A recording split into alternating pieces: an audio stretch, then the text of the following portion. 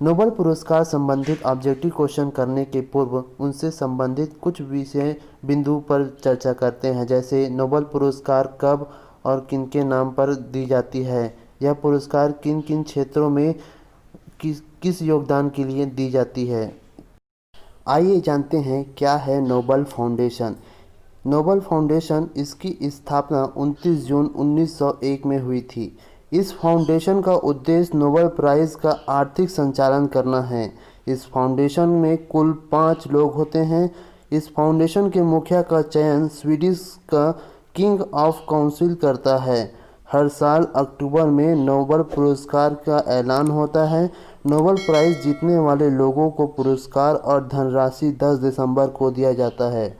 बता दें कि 10 दिसंबर को अल्फ्रेड नोबेल की पुण्यतिथि होती है। नोबेल प्राइज़ विजेता को कितना पैसा मिलता है? नोबेल पुरस्कार जीतने वाले व्यक्ति को एक नोबेल पदक और डिप्लोमा के साथ पुरस्कार राशि भी दी जाती है। इस साल के विजेताओं को 1 मिलियन स्वीडिश क्राउन यानी 1,10,000 डॉलर अतिरिक्त दी जाएगी। वर्ष 2019 के नोबेल पुरस्कार पाने वाले विजेताओं को 9 मिलियन स्वीडिश क्राउन दी गई थी। भारतीय रुपये में इस राशि को कन्वर्ट करें तो यह राशि लगभग 6.45 करोड़ रुपए होगी। बता दें कि यह राशि बढ़ती और घटती रहती है। दरअसल साल 2017 से पहले तक नोबेल पुरस्कार जीतने वाले को 8 मिलियन स्वीडिश क्राउन मिलते थे, पर साल 2017 में इससे बढ़ाकर 9 मिलियन स्वीडिश क्राउन कर दिया गया है। अगर किसी क्षेत्र में 2 या 2 से अधिक व्यक्तियों को संयुक्त रूप से नोबेल पुरस्कार दिया जाता है तो वह राशि आपस में बांट दी जाती है। नोबेल पुरस्कार से जुड़े महत्वपूर्ण तथ्य जो आपको जानना चाहिए। शांति के लिए दिए जाने वाला पुरस्कार ओस्लो में, जबकि बाकी सभी अवार्ड स्टॉकहोम में दिए जाते हैं। किसी एक क्षेत्र में एक साल में अधिकतम 3 लोगों को अवार्ड दिया जा सकता है। अगर एक ही पुरस्कार 2 व्यक्तियों को साझा के रूप में मिला है तो धनराशि दोनों में बांटी जाएगी। किन भारतीयों को मिला है अब तक का नोबेल पुरस्कार? भारत में अहिंसा की बदौलत आज़ादी दिलाने वाले महात्मा गांधी को नामांकन 5 बार है, लेकिन उन्हें शांति का नोबेल पुरस्कार कभी नहीं मिला। जिन भारतीय लोगों में नोबेल पुरस्कार मिला है उनके नाम है Rabindranath Tagore, Hargobind Khorana, C V Raman, V S Naipaul, Venkatraman Radhakrishnan, mother Teresa, Subrahmanyan Chandrasekhar, Kailash Satyarthi, R K. Pachauri और अमर्त्य सेन। क्वेश्चन नंबर 1, चिकित्सा के क्षेत्र में हेपेटाइटिस सी वायरस की खोज हेतु इस साल के नोबेल प्राइज़ विजेता कौन है? Option A Harvey J Alter, option B Michael Houghton, option C Charles M Rice, option D उपरोक्त सभी। आंसर डी उपरोक्त सभी।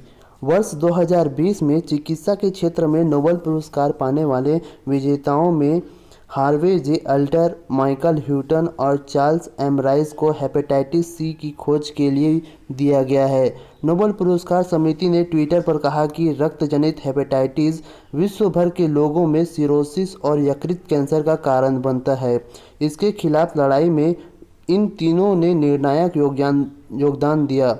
नोबेल कमेटी के प्रमुख थॉमस पार्लमैन ने स्टॉकहोम में इसकी घोषणा की। आइए जानते हैं हेपेटाइटिस क्या है। हेपेटाइटिस 2 ग्रीक शब्द से मिलकर बना है जिसका शाब्दिक अर्थ लीवर और जलन होता है। ये बीमारी वायरल इन्फेक्शन से होती है। ज़्यादा शराब पीना, पर्यावरण में प्रदूषण का स्तर ज़्यादा होना भी इसका कारण है। सन 1940 के दशक में हेपेटाइटिस के 2 प्रमुख प्रकारों का पता चला है। हेपेटाइटिस ए प्रदूषित पानी या खाने से होता है। हेपेटाइटिस बी खून और शरीर में फ्लूइड से ट्रांसमिट होता है। बीमारियों का यह प्रकार काफ़ी घातक होता है जो आगे चलकर लीवर सिरोसिस या लीवर कैंसर बन सकता है। ये इसलिए भी ज़्यादा खतरनाक है क्योंकि कई बार संक्रमित होने के बावजूद हेल्दी लोगों में इसके लक्षण सामने नहीं आते हैं। यकृत शोथ या हेपेटाइटिस सी एक संक्रामक रोग है जो हेपेटाइटिस सी वायरस HCV की वजह से होता है और यकृत को प्रभावित करता है। इसका संक्रमण अक्सर स्पर्मोमुख होता है, लेकिन एक बार होने पर दीर्घ घातक संक्रमण तेजी से यकृत या फाइब्रोसिस के नुकसान और अधिक क्षतिग्रस्त जिसे सिरोसिस की ओर बढ़ सकता है, जो आमतौर पर कई वर्षों के बाद प्रकट होता है। कुछ मामलों में सिरोसिस से पीड़ित रोगियों में से कुछ को यकृत कैंसर हो सकता है या सिरोसिस की अन्य जटिलताएं जैसे कि यकृत कैंसर और जान को जोखिम में डालने वाली एसोफेजल वायरोसिस तथा गैस्ट्रिक वायरोसिस विकसित हो सकती है। क्वेश्चन नंबर 2, ब्लैक होल की खोज और रहस्य खोलने वाले किस वैज्ञानिक को भौतिक का नोबेल पुरस्कार दिया जाएगा? Option A Michael Houghton, option B Roger Penrose, option C Reinhard Ghez, option D Andreas Genzel. Answer B Roger Penrose.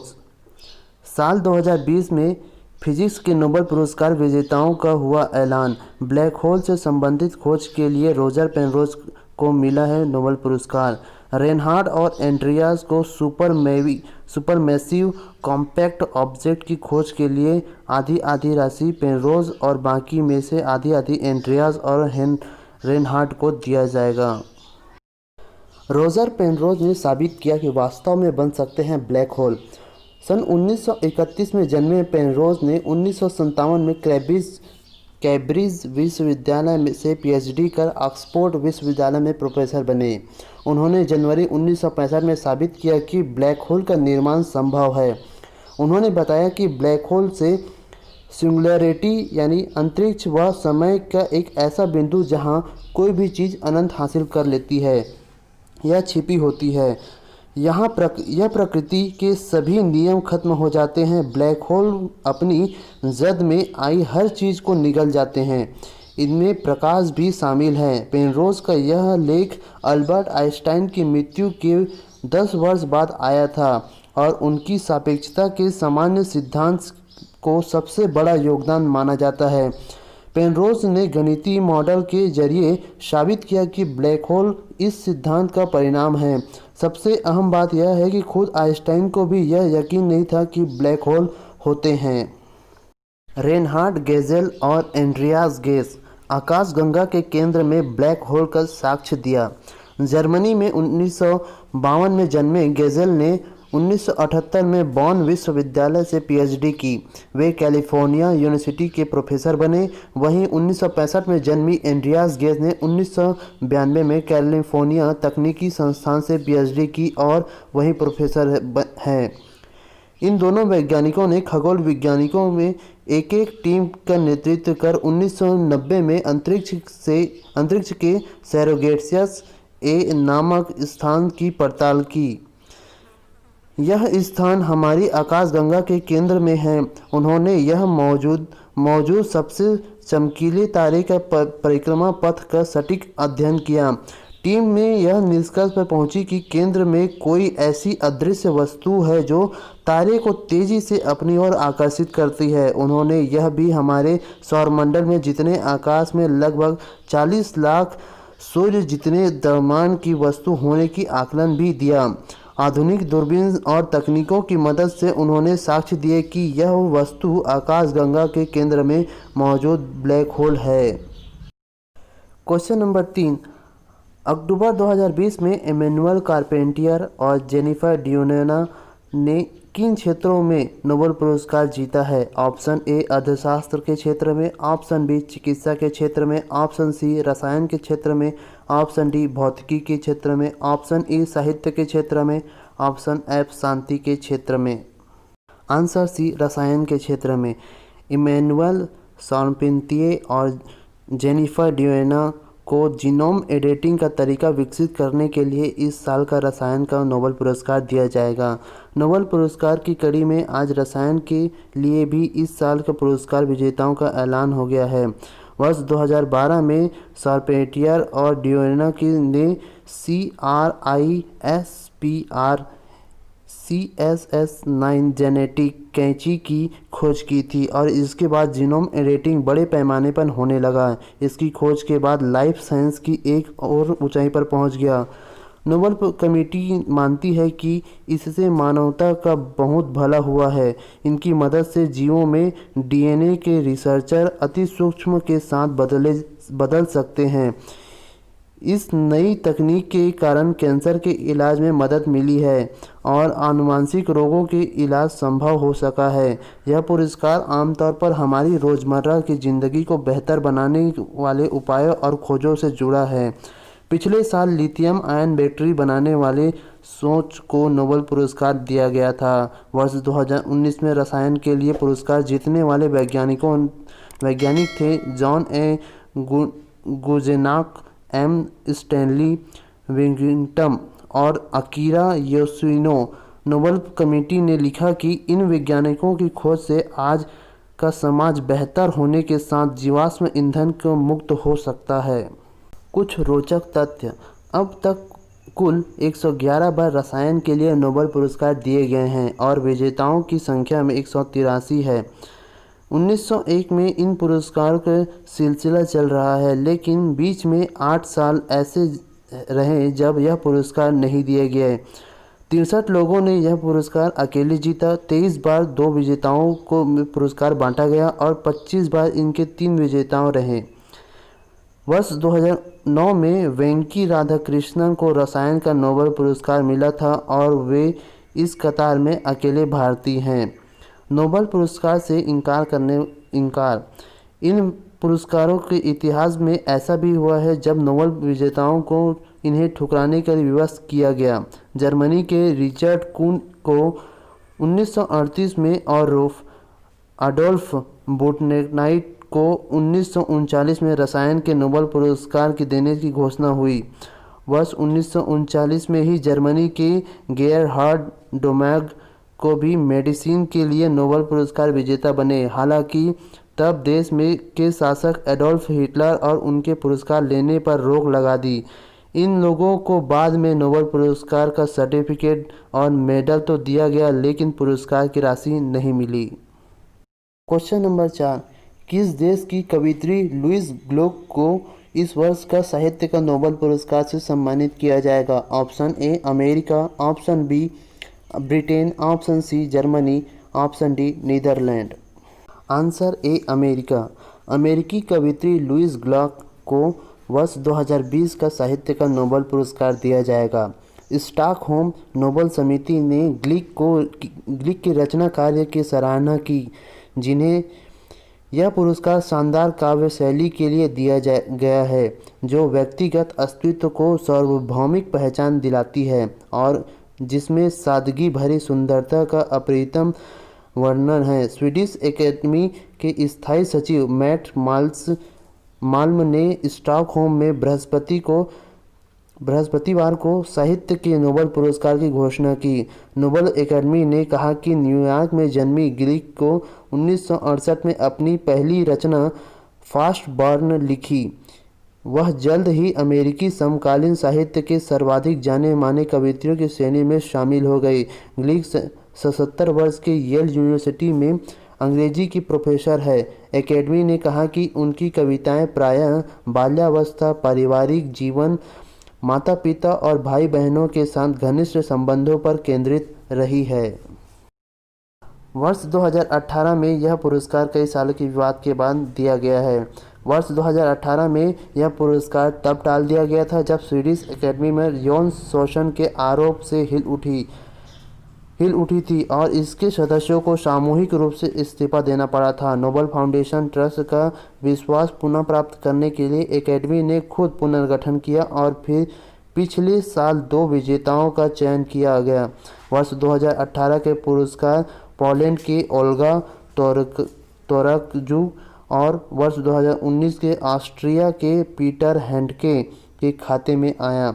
Nobel पुरस्कार में मिलते हैं वर्ष 8.20 करोड़ रुपए। नोबेल पुरस्कार के तहत स्वर्ण पदक के और 1 करोड़ स्वीडिश क्रोनर लगभग 8.20 करोड़ रुपए की राशि दी गई। स्वीडिश क्रोनर स्वीडन की मुद्रा है। यह पुरस्कार स्वीडन के वैज्ञानिक अल्फ्रेड नोबेल पुरस्कार के नाम पर दिया जाता है। क्वेश्चन नंबर 5, अक्टूबर 2020 में स्टॉकहोम स्थित the royal Swedish academy of sciences द्वारा घोषित वर्ष 2020 हेतु अर्थशास्त्र के नोबेल पुरस्कार विजेता कौन हैं?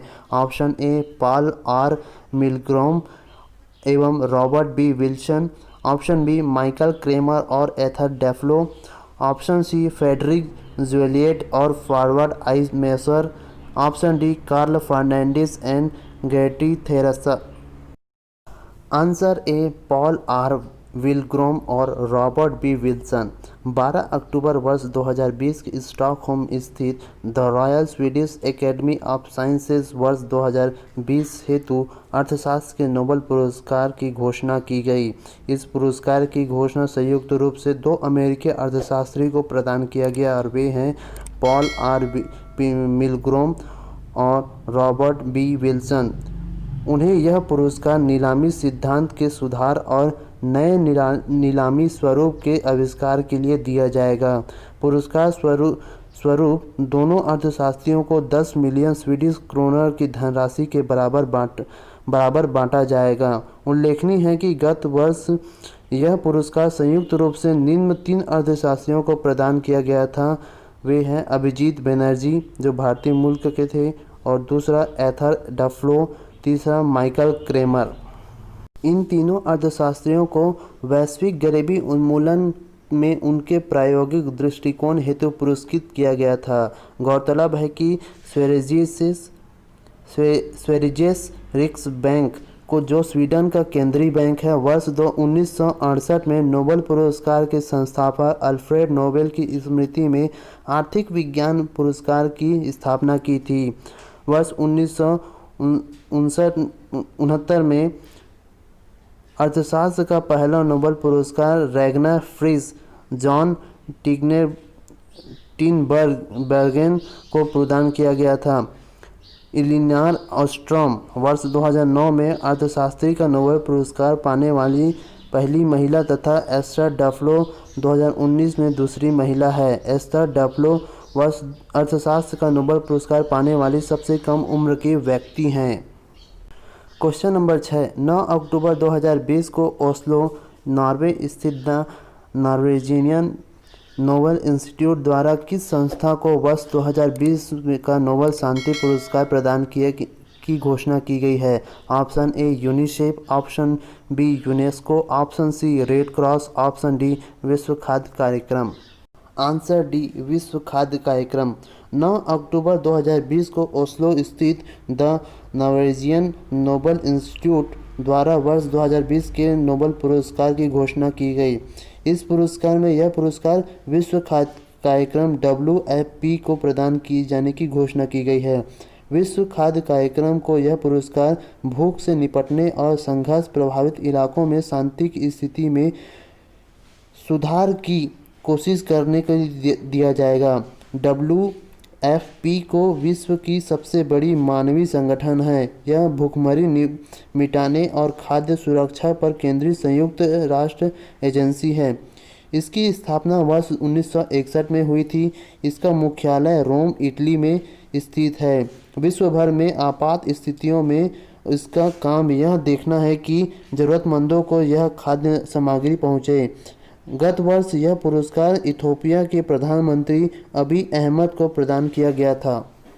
दोस्तों, हमारे YouTube चैनल को ज़रूर सब्सक्राइब करें। यदि यह वीडियो आपको अच्छा लगे तो अपने दोस्तों में भी ज़रूर शेयर करें, और इस वीडियो के PDF प्राप्त करने के लिए हमारे टेलीग्राम चैनल से जुड़ें। धन्यवाद।